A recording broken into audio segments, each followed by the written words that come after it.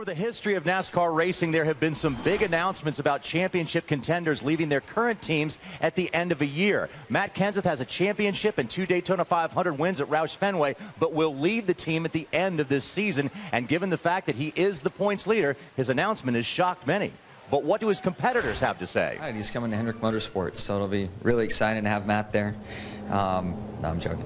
Everybody thinks he's going to Gibbs. We'll see. We'll find out soon. Well, I know it was a difficult decision for Matt. I know that he cares a great deal about his what people think of him, and also he cares a great deal about Roush Fenways. I was surprised when I heard that Matt's leaving, and I think that it's going to leave it's going to make it tougher for us in the short term because Matt's such a huge part of the team. Sounds to me like Matt was really smart in how he went about it because, let's face it, as a car owner, you fight for that guy and you do all you can, but at the end of the day, if you don't have a sponsor for them, and you do for another driver, or you have to just close the doors of that team, that's what a car owner is going to do. Yeah, they basically have no choice. The longest tenured Roush Fenway drivers go like this. Mark Martin has 35 wins, 617 starts for Roush Fenway. Kenseth is second only to him with 451 starts and 22 wins. And it's 340 for the Biff, 293 for Burton, and Carl Edwards has 281. Let's now go to Wendy Venturini, who is with the Cat in the Hat.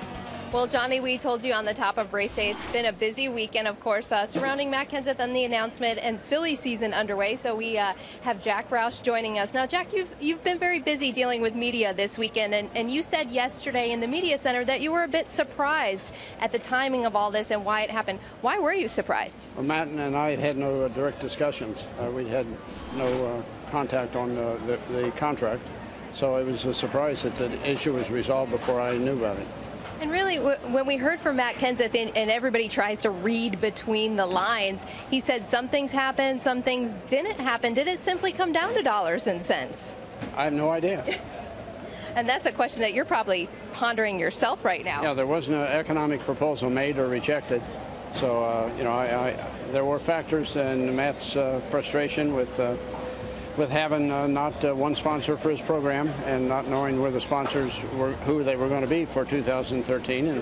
And my guess is that he was posed with a proposal that assured him who the sponsor would be, and he took that as a relief. But we were committed to Matt and committed to the 17 team, and we had run Jeff Burton without a sponsor for a time, and Carl Edwards without a sponsor for a time, and Kurt Busch without a sponsor for time, and none of which had 15 years of involvement with the program, which Matt had. Now, you're very talented at finding these drivers and in getting them along the way in their career. How do you do that as an owner, finding them when they're so young and getting their talent under their belt? Well, you have to sort out people. They need to be able to drive. They need to be able to do the mechanical things, but they also need to have the right amount of passion and judgment that allows them to close a deal when somebody else wants the prize as much as they do.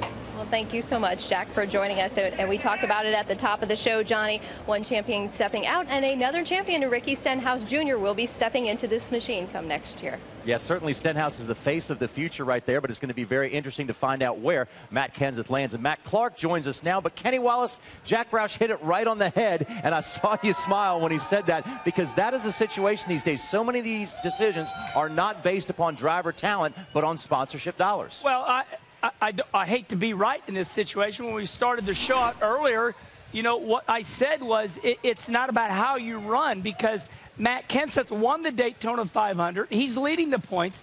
It's not about performance right now. We're in an economic meltdown in this sport, and a champion like him wants to be prideful. Darrell Waltrip always had a sponsor. You loved your sponsors.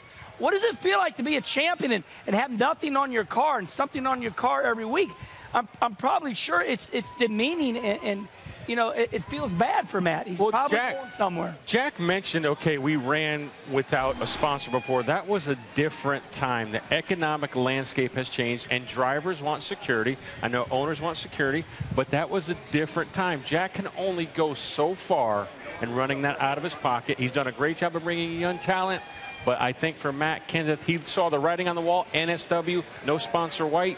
He had to make a move. Shocked to hear Jack say that he was left out of the equation. Didn't make an offer. Didn't even know about it. And you know why? Because Jack would be loyal to Matt. and Jack would go that extra mile and run him without a sponsor. But businessmen today run most of these big teams, and they look at one thing. It's not loyalty. It's the bottom line. Right. And the bottom line is Matt Kenseth's costing us money. Now, Matt, I'm going to tell you, son, we love you. You're a champion, but we're going to have to cut your pay, and we don't know who your sponsor is going to be. Now, to me, that's like, bye. I've got an opportunity to go somewhere else. They got a sponsor, and they want me, and they will pay me. And so I think it's a no-brainer on Matt's part. I think he was pushed in to making this decision. I don't think he wanted to do what he did, but he had to. Well, it's a matter of survival. I mean, you can appreciate and understand it. You and Kenny both. I mean, you have to do what you have to do. But I think the toughest thing about this is to hear both of these guys, you know, have some remorse about having to separate. It is a business situation. You got to, well, you know, wish both of them well. And the good thing about it, when you look at it at least from this viewpoint, at least Jack has a suitable replacement in Ricky Stenhouse Jr. to bring him up here and put him in that cup seat and try to move the 17 along. At least that gives him, I think, a little bit of, consolation that a guy that he chose is at least paying off. And I think, as I've been saying this for several weeks now, I see it coming. There's going to be another youth movement, right? And we're going to have another changing of the guard. We need it in the sport. And we got a new car coming next year, and I think some of these guys said we need some new drivers to go in those new cars. I think we're at a crossroads in this sport. We always get here every 10 or 15 years.